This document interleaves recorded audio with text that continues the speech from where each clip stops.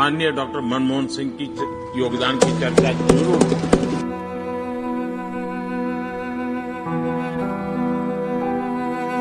हजारों जवाबों से अच्छी है मेरी खामोशी।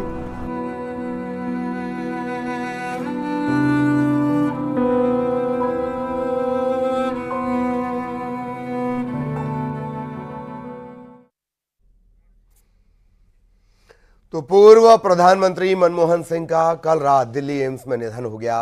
वे 92 साल के थे। पूर्व पीएम लंबे समय से बीमार थे। घर पर बेहोश होने के बाद उन्हें रात 8:06 पर दिल्ली एम्स लाया गया।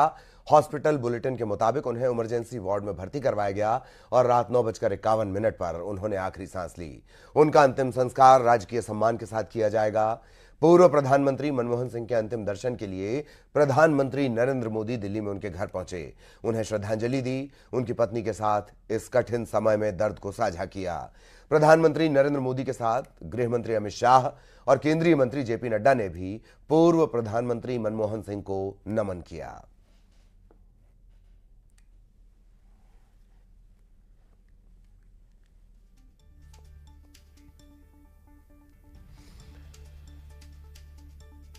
तो तमाम जो लोग हैं, महामहिम राष्ट्रपति द्रौपदी मुर्मू,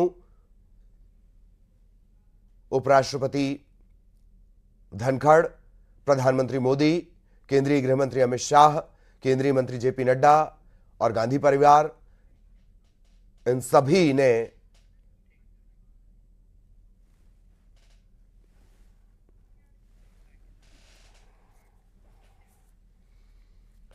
मनमोहन सिंह की कोई भरपाई नहीं हो सकती। वो जिस मिट्टी के बने थे उसमें धैर्य, दृढ़ता, संकल्प और निष्ठा, इसका एक ऐसा ताना बाना था जो बमुश्किल किसी एक के चरित्र में देखने को मिलता है।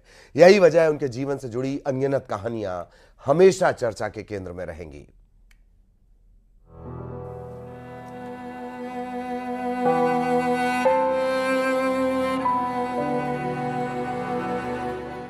मनमोहन सिंह की जिंदगी एक ऐसी किताब है जिसमें अनगिनत कहानियां हैं और हर कहानी में कुछ न कुछ ऐसा अनोखा है जो उनके जीवन को आम जनमानस से सीधे कनेक्ट करता है। एक ऐसी ही कहानी मनमोहन सिंह की नाराजगी के किस्से से जुड़ी है।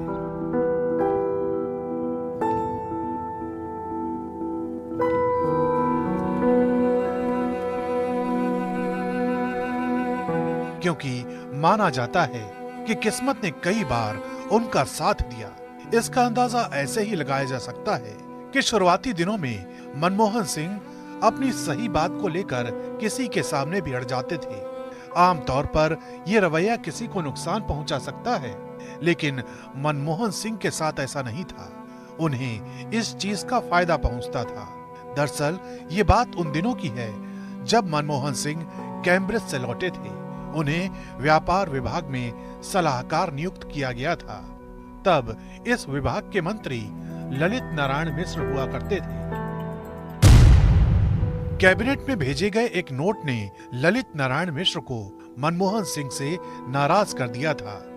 इसी नाराजगी की वजह से मनमोहन सिंह और ललित नारायण मिश्र में कहासुनी हो गई थी।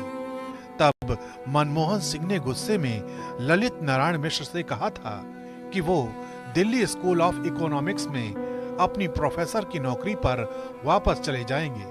तब मनमोहन सिंह दिल्ली विश्वविद्यालय में इंटरनेशनल ट्रेड के प्रोफेसर थे। ये बात 1969 से 71 की है। इस बात की भनक तत्कालीन प्रधानमंत्री इंदिरा गांधी के सचिव पीएन हक्सर को लग गई। उन्होंने मनमोहन सिंह से बात की। इस बातचीत में पीएन हक्सर ने मनमोहन सिंह से कहा कि वो कहीं नहीं जा रहे हैं। तब पीएन हक्सर ने मनमोहन सिंह को वित्त मंत्रालय में मुख्य आर्थिक सलाहकार बनने की पेशकश की थी। इस तरह ललित नारायण मिश्र के साथ उनकी लड़ाई उनके लिए प्रमोशन लेकर आई। इसके बाद मनमोहन सिंह आरबीआई के गवर्नर भी रहे। आरबीआई में उनका कार्यकाल 16 सितंबर 1982 से 14 जनवरी 1985 तक रहा।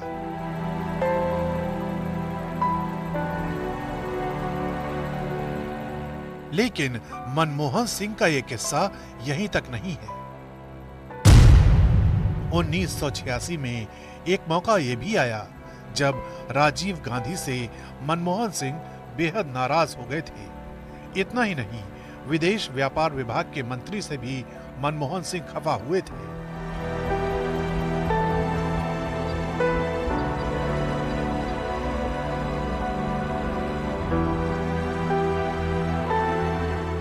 लेकिन मनमोहन सिंह की नाराजगी कभी किसी से निजी तौर पर नहीं रही।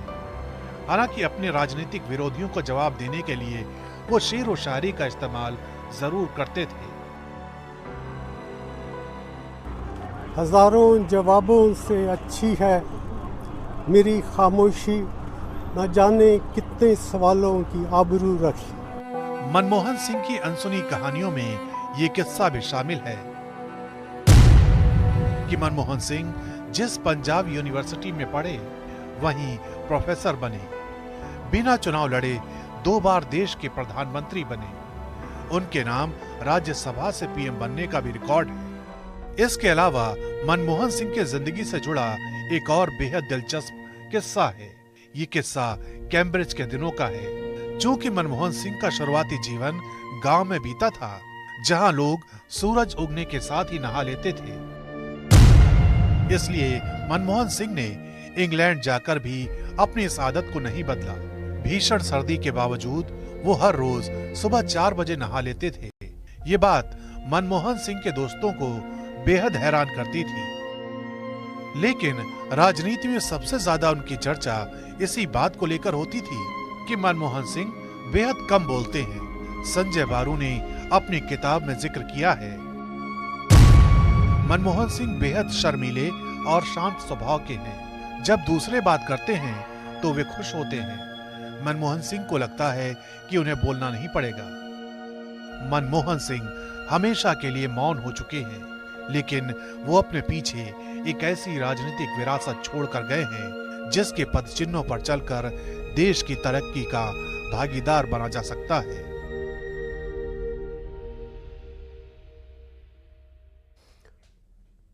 मनमोहन सिंह ने अपने निजी जीवन में अथाह संघर्ष देखे थे। ऐसा इसलिए भी था क्योंकि जिस वक्त मनमोहन सिंह बड़े हो रहे थे वो दौर विभाजन का था और परिवार की स्थिति ऐसी थी नहीं कि सब कुछ ठीक से चल सके। इसीलिए खुद मनमोहन सिंह ने उन जिम्मेदारियों को निभाने का संकल्प लिया।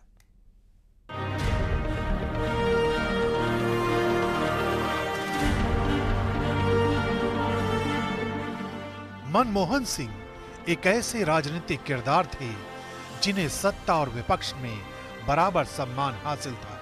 शांत चित्त और अभूतपूर्व प्रतिभा वाले राजनेता के तौर पर मनमोहन सिंह हर किसी के चहेते रहे।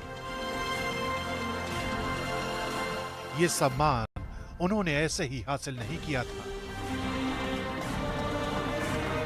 26 सितंबर 1932 को पाकिस्तान के पंजाब प्रांत के गाह में जन्मे मनमोहन सिंह ने बचपन से ही संघर्षों को देखा था।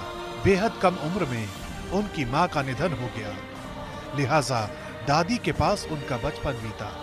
ये वो दौर था जब देश विभाजन के मुहाने पर खड़ा था, यानी मनमोहन सिंह ऐसे वक्त में बड़े हुए जब देश ने विभाजन की बड़ी त्रासदी को देखा था। उसी दौरान उनका परिवार पाकिस्तान से भारत आया था। परिवार की आर्थिक स्थिति ठीक नहीं थी, इसलिए उन्होंने अपने परिवार को इस संकट से उबारने के लिए कठिन मेहनत का रास्ता चुना। वो रोजाना 10 से 15 किलोमीटर पैदल चलकर स्कूल जाते थे, जो ये बताता था कि शिक्षा के प्रति उनकी ललक क्या थी। और बचपन की इसी मेहनत का नतीजा था कि उन्होंने कैम्ब्रिज और ऑक्सफोर्ड विश्वविद्यालय तक का सफर